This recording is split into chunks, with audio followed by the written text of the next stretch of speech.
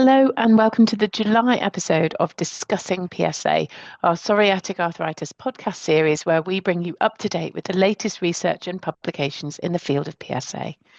If you would like more information on the papers we discussed today, please head over to the Immune-Mediated Inflammatory Disease Forum website at www.imidforum.com, where you can view full slide summaries of these publications. Today's discussion will focus on two papers. The first evaluating the influence of csDMARD use on efficacy and safety of deucravacitinib in patients with PsA, and the second evaluating the incidence rate of uveitis in patients with axSpA and psoriatic arthritis treated with secukinumab. So firstly, over to Philip for that first paper. Thank you very much, Laura. Today's first paper is from Atul Deodar, who is the first author, on efficacy and safety of deucravacitinib, a selective allosteric TYK2 inhibitor by baseline DMARD use in a phase 2 psoriatic arthritis study, a post-hoc analysis. So why take a look at this particular focus? Patients with psoriatic arthritis are often simultaneously taking a csDMARD such as methotrexate, sulfasalazine, leflunomide, as well as an advanced immunomodulatory medicine, either a biologic DMARD or a targeted synthetic DMARD. It is unclear whether background use of these csDMARDs affects the efficacy and safety of targeted treatments when taken together. And that's because the entry criteria for studies is such that they often say, well, if a patient is getting methotrexate, let's say, but having an inadequate response, then they're certainly eligible for the trial. And so the patient will simply continue the methotrexate, but we don't know how much is contributing to the overall effectiveness of along with the new treatment. So the objective of this exploratory post-hoc analysis was to further evaluate the influence of background csDMARDs on the efficacy and safety of deucra in patients with PsA in the phase 2 trial.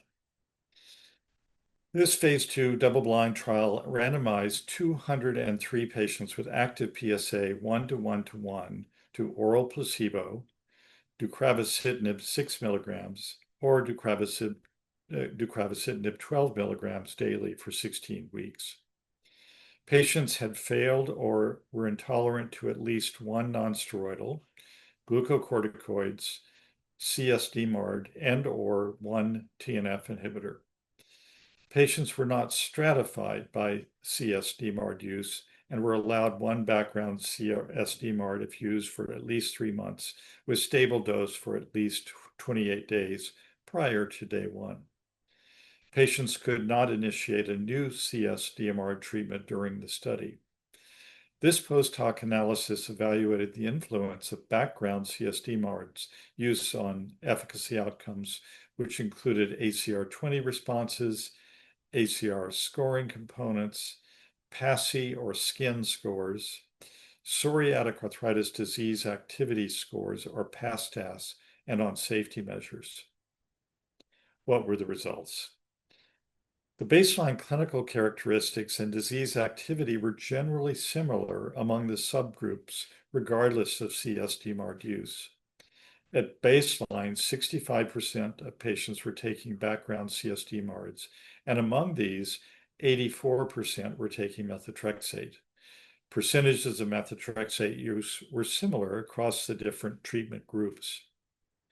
Similar ACR20 response rates at week 16 were observed with deucra treatment in patients with versus without baseline csDMARD use compared with placebo. So for example, deucra 6 milligrams, it was 57.8% in those that had background csDMARD use and 44% without. A little bit of a difference there. But then when you came to the 12 milligram arm of deucra, they were virtually identical, 62.8% in the with csDMARD group, 62.5% in the without. And in the placebo arm, 31.8% both in the patients that had background csDMARDs and those that did not. So really, like in other studies that we have seen in psoriatic arthritis, at least in terms of ACR20 response, very comparable results, whether or not the patient was on background csDMARD. There was a similar level of response with deucra compared to placebo, regardless of background csDMARD use in individual ACR components, the PASI score, and the PASDAS composite measure. The most frequent AEs with deucra treatment were upper respiratory tract infection, nasopharyngitis, headache, sinusitis, and rash.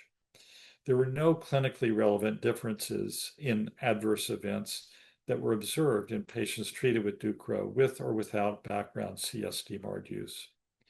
So to conclude, this post-hoc analysis demonstrated that the efficacy and safety of I kept calling it deucra for short, but deucravacitinib for the treatment of PsA were overall similar in patients with and without background csDMARD use.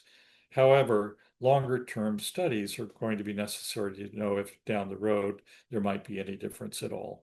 So Laura, what are your thoughts about what was observed here? Is this what you might expect? Well, I think this matches with a lot of other studies which have shown no difference whether patients are on conventional DMARDs or not, at least in the relatively short term in a clinical trial data set. And that's obviously reassuring. I guess the question is, with a drug that's a different mode of action, thinking about the TYK2s, how much do patients need to be on methotrexate, or can we stop it? For the most part, a lot of patients would rather not take it. And if it's not adding anything, it would be much easier for them to not be on it, particularly if we're trying to minimize adverse events. Obviously, with TNF inhibitors, we have a bit of data that concomitant methotrexate is useful for drug survival. But really, for the other drugs, we haven't seen a huge amount suggesting that this adds anything. Right. So I use this kind of information to suggest to patients that methotrexate is not absolutely necessary in the background, and it leads to a trial of going without methotrexate, which many patients appreciate, as you say.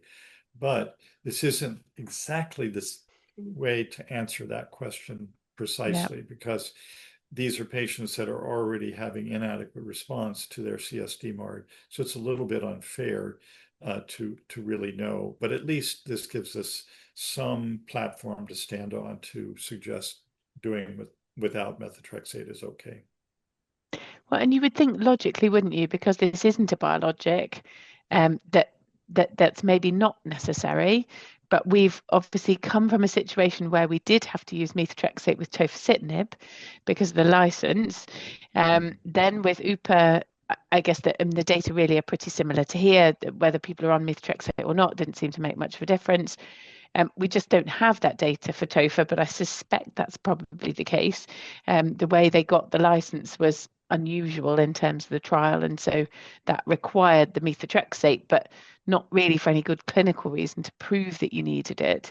So it seems like it should be safer or less of an issue to stop methotrexate on these oral kind of targeted drugs. And I'm sure for the most part, the patients would probably prefer it. Yes, for sure. Yes. Lovely. Okie doke. So I'll now move on to the second paper then. This is authored by Brant Jurgens et al. And it's looking at uveitis in patients who have axial spondyloarthritis or psoriatic arthritis. And it's a post-hoc analysis from the placebo-controlled phase 3 studies with secukinumab. So obviously we see uveitis as a potential related condition in axSpA and in PsA. And we have previously seen an incidence rate of uveitis reported as 1.4 per 100 patient years in secukinumab treated patients who have axSpA. And that's probably a group that has a slightly higher rate than we see in PsA. And that was looking in previous kind of pooled phase 3 trials. In this post-hoc analysis, they've looked at the incidence rate in a large group of patients with different types of spondyloarthritis who were treated either with subcut secukinumab or placebo, obviously within the placebo-controlled portion of the studies. So this was a post-hoc analysis from 11 phase 3 studies. So they pulled the data in axial spondyloarthritis from measure trials 1 to 5 and in the prevent studies. And then in PsA, they pulled data from future 1 to 5 studies and analysed them. And they kept them in separate groups of axSpA and PsA because obviously the background risk is different. They looked at data on demographics, their current or previous medical conditions, whether they'd had TNF inhibitors before, and any concomitant treatment as well was obviously collected within those studies.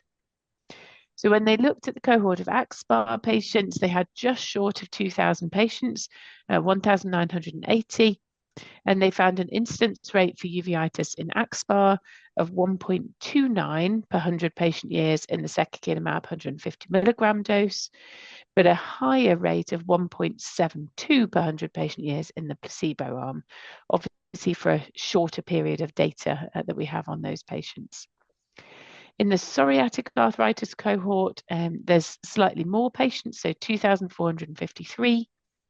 They found an incidence rate for uveitis of 0.71 per 100 patient years in the secukinumab 300 milligram arm, but they didn't actually have any events of uveitis reported in the placebo arm. Obviously, that's a shorter duration of time to see that reported, so there was nothing, no data really to compare to in the placebo group. Overall, they showed that the severity of reported events in both the axSpA and the PsA patients was mild to moderate. There was no event that led to treatment discontinuation of secukinumab or being pulled out of the study in the placebo-controlled arm. So during that placebo-controlled phase, it did seem in the axSpA patients that there was at least a numerically lower incidence of uveitis seen in secukinumab-treated patients compared to placebo. In the PsA patients, the incidence was low in the secukinumab-treated patients, but they didn't actually have any uveitis in the placebo group. So you can't really comment on a comparison, except that clearly the levels are quite low in both groups.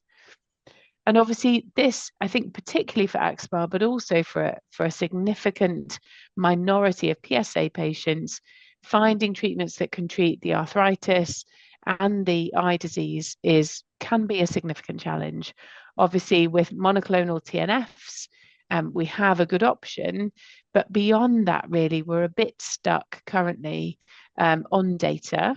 There's been a bit of early data on bimekizumab, maybe suggesting a lower rate of uveitis. This seems to look similar with secukinumab as well.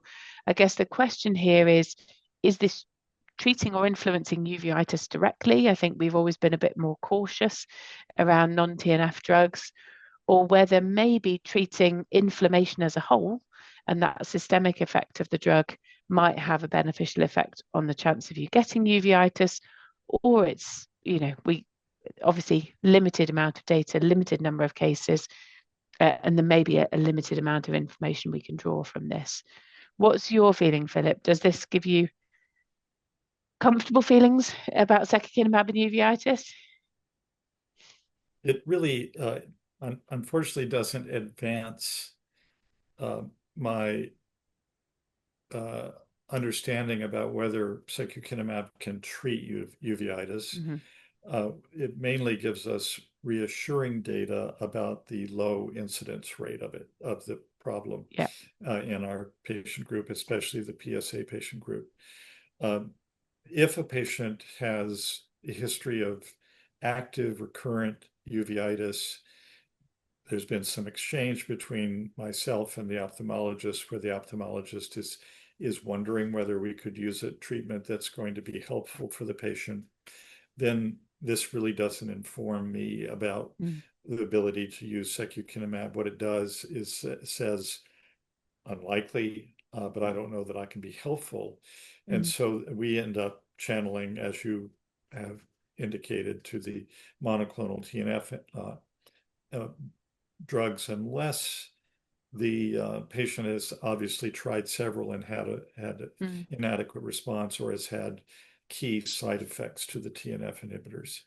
And unfortunately, as you mentioned, we don't have much data. We're sort of in a data-free zone with IL-23 inhibitors, and to a certain extent with JAK inhibitors, although I've seen various case reports of people seeming to have their uveitis getting better with JAK inhibitors. So I think there might be something there.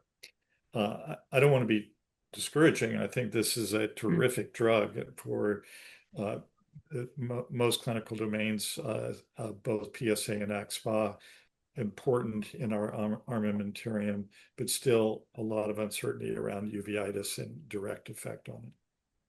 I mean, I guess what we can say with this, and likely with a lot of the other biologics, there isn't any evidence that it's making it worse, that it's triggering things or causing big flares or big problems. So there's no evidence that we're kind of causing issues, which I guess if you think about secukinumab and IBD, there is that risk of causing a flare. So I think we can be a bit more kind of confident with the drugs in that. And obviously a lot of our uveitis patients have infrequent, mild, responsive uveitis, where actually if you can use a TNF, that's great, and if it keeps that under control. But if you're running out of options and the uveitis is relatively mild, you could use a drug like secukinumab to treat their arthritis, and for them to have steroid eye drops if the uveitis flares, where you're stuck for options to control the axial or peripheral arthritis. So that gives us some good reassurance that we're not likely to make it horribly worse. Completely agree. Lovely. So I think that kind of summarizes that paper, and they are available online as well if you want to have a further look. But over to you, Philip. So thank you all for joining us for this month's episode of Discussing PsA, brought to you by the Immune-Mediated Inflammatory Disease Forum. If you enjoyed this podcast, don't forget to subscribe to our channels on YouTube, Spotify, SoundCloud, or wherever you get your podcast. If you want to read more about what we've discussed today, visit www.imidforum.com, where you'll find detailed summary slides of today's publications, as well as our podcast on PsA and axSpA. See you next time.